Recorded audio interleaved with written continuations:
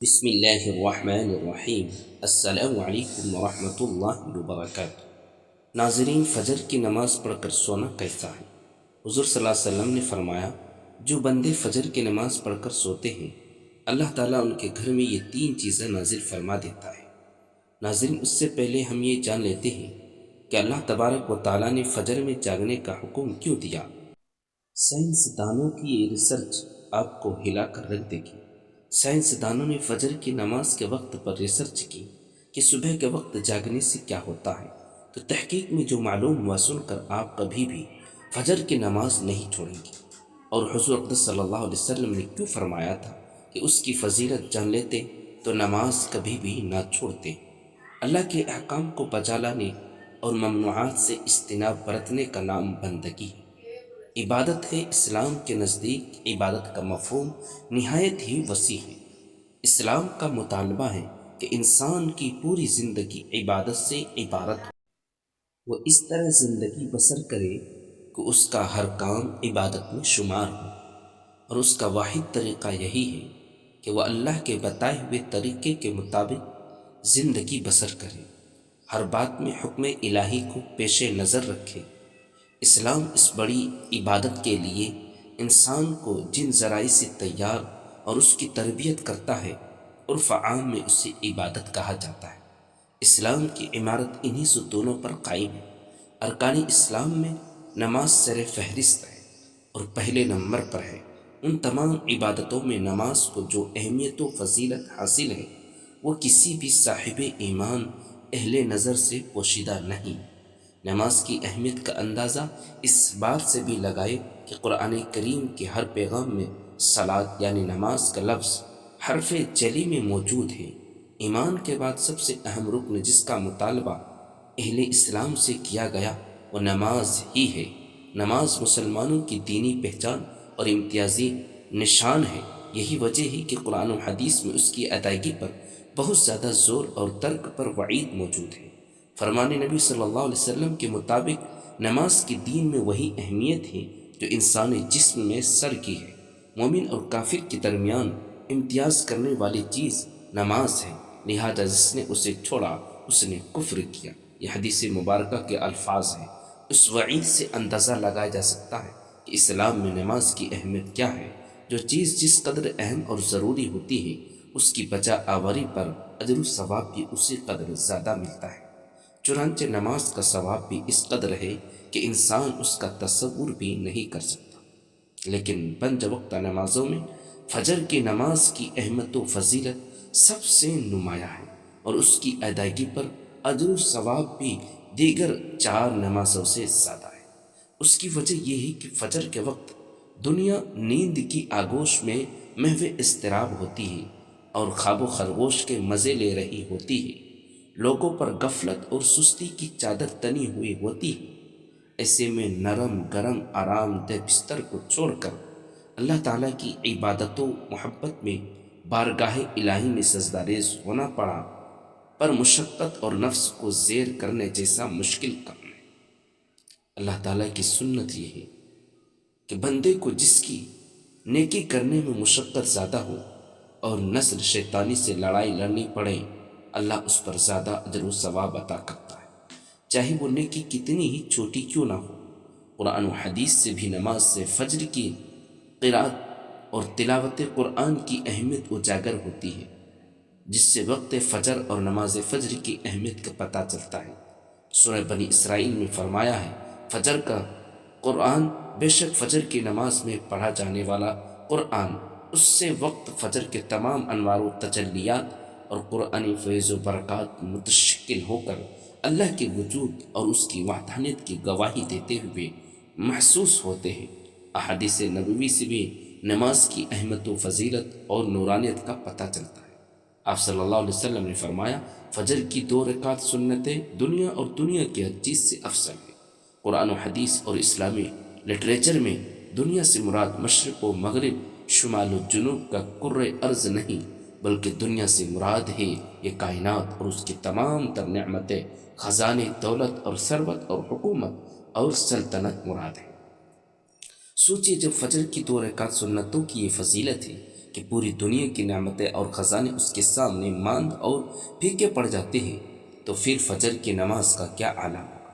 صحیح مسلم کی روایت میں ہی رسول اللہ صلی اللہ علیہ وسلم نے فرمایا، جو شخص فجر کی نماز پڑھ لیتا ہے وہ اللہ کے ذمے میں آ جاتا ہے، یعنی جو شخص نماز فجر کا فریضہ ادا کر لیتا ہے وہ اللہ کی حفاظت میں آ جاتا ہے اور اسے کوئی بھی نقصان نہیں پہنچا سکتا۔ بخاری مسلم ہی کی ایک روایت میں ہے کہ جس نے 2 ٹھنڈے وقت کی نمازیں فجر اور عصر ادا کر لی وہ جنت میں داخل ہوگا، یعنی آپ صلی اللہ علیہ وسلم نے فجر اور عصر ادا کرنے والے کو جنت کی بشارت سنائی۔ یہ ایک اور روایت میں ہے کہ رسول اللہ صلی اللہ علیہ وسلم نے فرمایا، جو شخص عشاء کی نماز باجماعت ادا کرے گا اسے آدھی رات کے قیام کا ثواب ملے گا، جو شخص فجر کی نماز باجماعت ادا کرے گا اس کے لیے پوری کائنات کے قیام کا ثواب ہوگا۔ نماز فجر کی ادائیگی میں ہماری سستی و غفلت اور کاہلی و کوتاہی انتہا کو پہنچی ہوئی ہے۔ کوئی بھی موسم ہو، بقیہ 4 نمازوں کے مقابلے میں فجر میں نمازی بہت کم تعداد میں ہوتے ہیں۔ یہی حال گھروں میں خواتین کی نماز فجر کا ہے۔ فجر میں وہ اہتمام نہیں ہوتا جو بقیہ 4 نمازوں کی ادائیگی میں ہوتا ہے۔ موسم گرما میں راتیں چھوٹی ہونے کا بہانہ اور موسم سرما میں صبح سردی کا عذر، نماز میں کوتاہی اور غفلت کے سلسلے میں اللہ کے یہاں ناقابل قبول ہوگا۔ ہم میں سے اکثر لوگوں کو ایک شکوہ ہمیشہ رہتا ہے کہ روزی میں برکت نہیں، گھر میں برکت نہیں، کتنے ہی کمالے پتہ ہی نہیں چلتا کہ کہاں گیا۔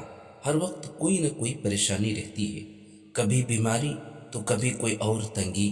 اگر ہم اس تمام بے برکتی، تنگ دستی، بے روزگاری اور پریشانیوں کو نماز فجر کے عدم ادائیگی کے پس منظر میں دیکھیں تو معلوم ہوگا کہ یہ سب بے برکتی اسی سبب سے ہی کہ ہم نماز فجر کی ادائیگی میں ہر درجہ کوتاہی، غفلت و لاپرواہی اور سستی کا شکار ہے۔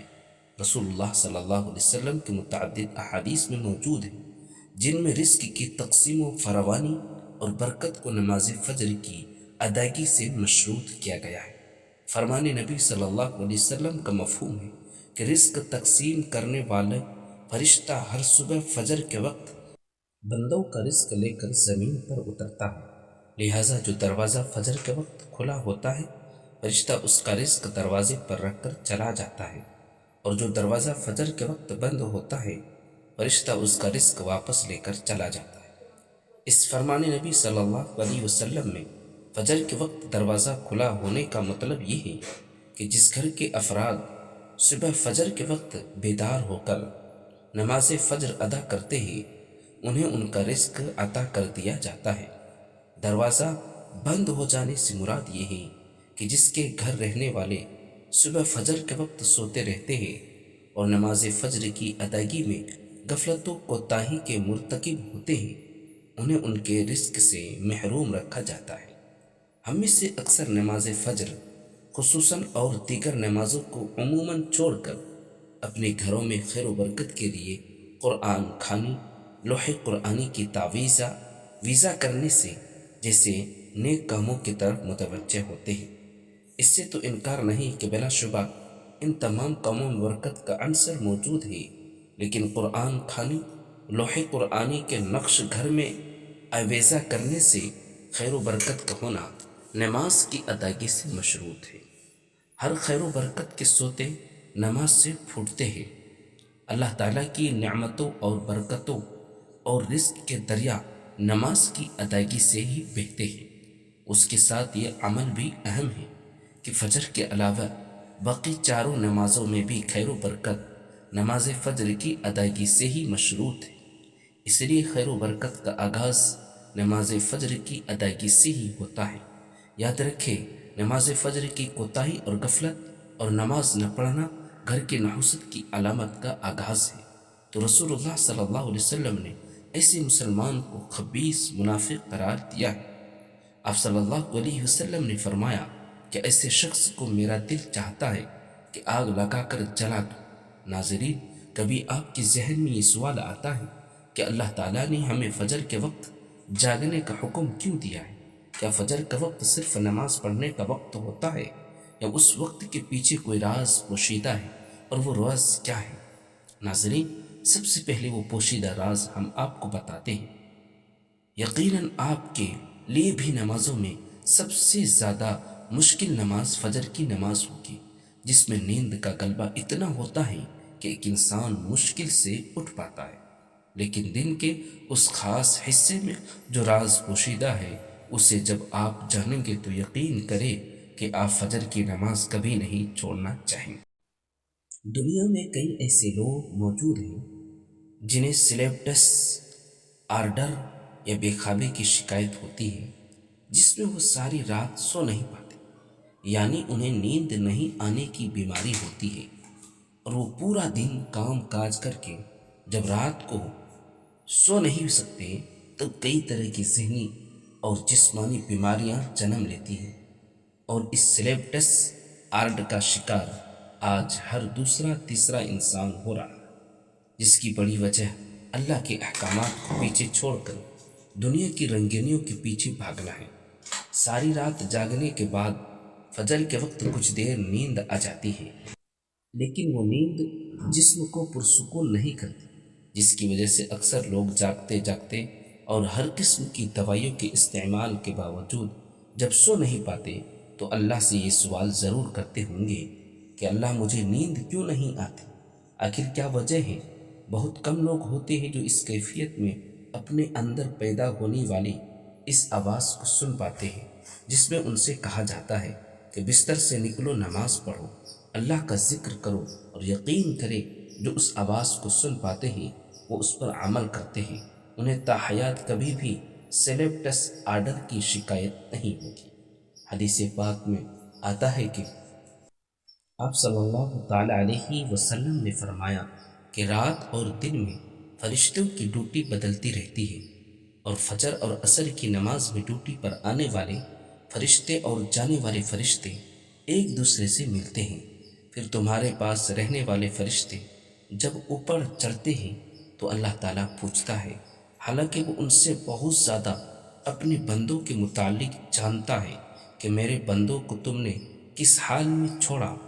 تو جواب دیتی ہے کہ ہم نے جب ان کو چھوڑا تو فجر کی نماز پڑھ رہے تھے، اور جب ان کے پاس گئے تو تب وہ عصر کی نماز پڑھ رہے تھے۔ فجر اور عصر کی نمازوں کے اوقات میں سونے سے منع کرنے کے پیچھے بھی ایک بہت بڑی وجہ ہے، اور وہ یہ ہے کہ سائنس کہتی ہے کہ صبح سورج طلوع ہوتے وقت اور شام کو غروب ہونے سے پہلے سونا نہیں چاہیے، کیونکہ صبح کے وقت زمین پر آکسیجن بہت زیادہ مقدار میں ہوتی ہے، جس وقت ماحول تر و تازہ ہوتا ہے، اور یہ آکسیجن آپ کو دن بھر فٹ رکھنے کے لیے انتہائی ضروری ہوتی ہے۔ جو اس وقت سو جاتا ہے تو وہ اس تازہ آکسیجن سے محروم رہ جاتا ہے، اور عصر کے وقت زمین پر آکسیجن کی کمی ہو جاتی ہے، تو اگر کوئی سو جاتا ہے تو اس کو آکسیجن کی مقدار کم ہی مل پاتی ہے، جس کی وجہ سے جب وہ جاگتا ہے تو اس کے سر میں درد اور طبیعت بوجھل ہو جاتی ہے، اور یہی بڑی وجہ ہے کہ دین اسلام میں ان دونوں اوقات میں سونے سے منع فرمایا گیا ہے۔ رسول کریم صلی اللہ تعالی علیہ وسلم نے فرمایا، طلوع شمس سے پہلے اور غروب آفتاب سے پہلے نماز ادا کرنے والا جہنم میں ہرگز داخل نہیں ہوگا۔ نماز فجر کے بارے میں ایسے بے شمار فضائل اور بھی ہیں جن کو ہم نہیں جان سکتے، اگر انسان ان کو جان لے تو کبھی کوتاہی نہ کرے۔ رسول کریم صلی اللہ علیہ وسلم کا فرمان ہے، اگر وہ لوگ عشاء اور فجر کی فضیلت کے بارے میں جان لیں تو وہ ضرور ضرور ان نمازوں میں حاضر ہونا چاہیں گے، ان کو خود کو گھسیٹتے ہوئے ہی آنا پڑے۔ آپ خود اندازہ کیجئے کہ ایک طرف ان دونوں نمازوں کی اتنی فضیلت و اہمیت ہے، اور دوسری طرف ان کی ادائیگی میں کتنی سستی اور لاپرواہی بڑھتی جا رہی ہے۔ ناظرین، کیا فجر کے بعد سونا جائز ہے؟ جی ہاں، فجر کی نماز کے بعد سونا جائز ہے، لیکن بعض علماء نے اسے ناپسندیدہ یعنی مکروہ کہا ہے، خاص طور پر اگر یہ روزانہ کا معمول بن جائے اور سستی و کاہلی کا باعث ہو۔ جناب محمد الرسول اللہ صلی اللہ علیہ وسلم نے ارشاد فرمایا، حدیث کا مطلب ہے کہ صبح کے وقت سونا رزق میں کمی کا سبب بنتا ہے۔ اس حدیث سے معلوم ہوتا ہے کہ صبح جلدی جاگنا برکت اور کامیابی کا ذریعہ ہے، لیکن اگر نیند کی سخت ضرورت ہو تو سونا جائز ہے۔ اگر کوئی رات بھر جاگ کر عبادت یا کام کر رہا ہو تو فجر کے بعد سونا چاہیے۔ سورج نکلنے کے بعد عشاء کی نماز پڑھ کر آرام کرنا زیادہ برکت والا عمل ہے۔ فجر کے بعد سونا حرام نہیں، لیکن اگر یہ سستی اور کاہلی کا باعث بنے تو بہتر ہے کہ پہلے کچھ وقت عبادت میں گزارا جائے پھر سو جایا جائے۔ اللہ تعالیٰ سے دعا ہے کہ اللہ تعالیٰ ہمیں اس پر عمل کرنے کی توفیق عطا فرمائے، آمین۔ دوستو، پہلی بار دیکھ رہے ہیں تو ہمارے چینل کو ضرور سبسکرائب کریں، لائک اور شیئر کریں۔